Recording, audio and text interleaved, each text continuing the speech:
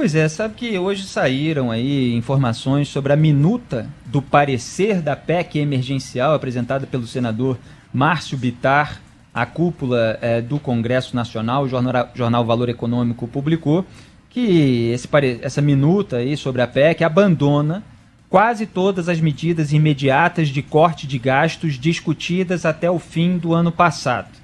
O que estava sendo discutido? Cancelar o pagamento do abono salarial, cortar os salários dos servidores públicos em 25% com redução de jornada, diminuir cargos em comissão, reduzir benefícios fiscais e congelar o aumento de aposentadorias. Tudo isso vinha sendo discutido. No entanto, essa minuta abandona essas questões, propõe congelar os rendimentos do funcionalismo e o salário mínimo por 2 anos e cria um regime especial de calamidade pública para pagar o auxílio emergencial fora do teto de gastos, da regra de ouro e da meta fiscal deste ano. Então vocês vejam que tudo que está sendo feito é para amortecer, para evitar maiores ruídos e maior queda de popularidade, maior movimento dos grupos de pressão, deixar as coisas se estendendo mais a longo prazo, enquanto se cria algum mecanismo para conseguir pagar o auxílio emergencial. O auxílio emergencial, evidentemente, precisa ser pago num cenário de crise sanitária.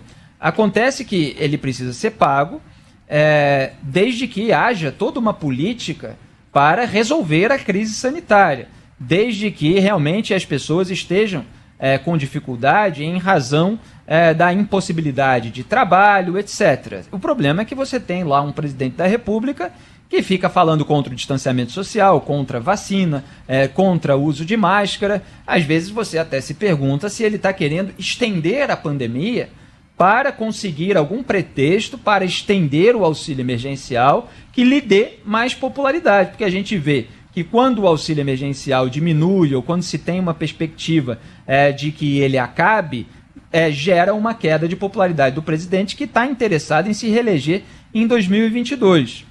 Então, é gravíssimo que essas coisas aconteçam ao mesmo tempo. É preciso haver uma política de combate à pandemia do novo coronavírus, que já tem aí, inclusive, as suas variantes, e, ao mesmo tempo, uma política de apoio à população mais necessitada durante esse processo. Se você estende as duas, você tem uma crise sanitária e uma crise fiscal muito forte no Brasil, sem uma perspectiva de melhora da situação econômica e da situação de vida da população brasileira.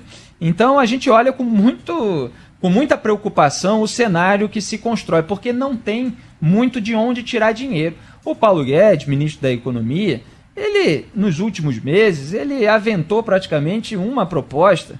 É claro que às vezes aparece uma variação, mas ele queria a volta da CPMF, a volta de um imposto, para poder justamente bancar esses interesses mais populistas do presidente da República, aos quais o Paulo Guedes se adaptou completamente. Defendia a pauta liberal, Bolsonaro vai lá e sabota a pauta liberal, interfere na Petrobras, faz um monte de restrições a privatizações, e o Paulo Guedes vai lá, sempre muito disposto, sempre muito prestativo, a atender aos interesses eleitorais do presidente da República. É bom lembrar que, inicialmente, o governo Bolsonaro queria um auxílio emergencial de R$200. O Congresso Nacional é que elevou esse valor para R$500.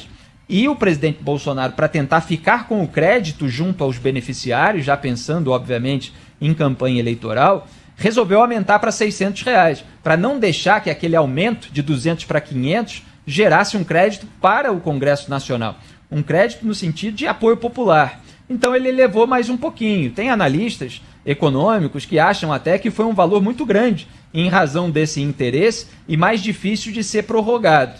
Mas foi o valor que tinha e agora eles criam toda uma discussão sobre se vai ser 200, se vai ser R$300, aí chegam ali a um valor intermediário de 250, mesmo assim já gera nos beneficiários do auxílio emergencial, pelo menos em parte deles, uma frustração com essa queda tão significativa de 600 para menos da metade do valor.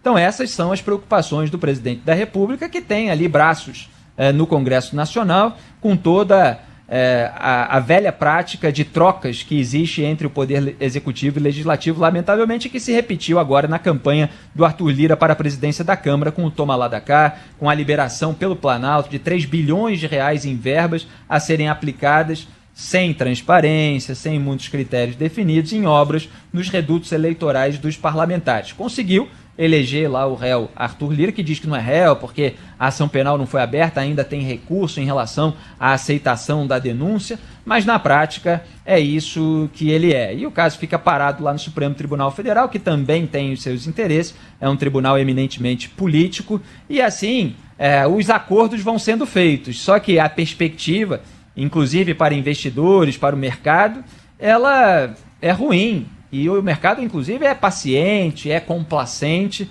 mas suspender, novo termo, né, criado, suspender a lei de responsabilidade fiscal, furar o teto de gastos, tudo isso pode ser muito grave para a economia brasileira.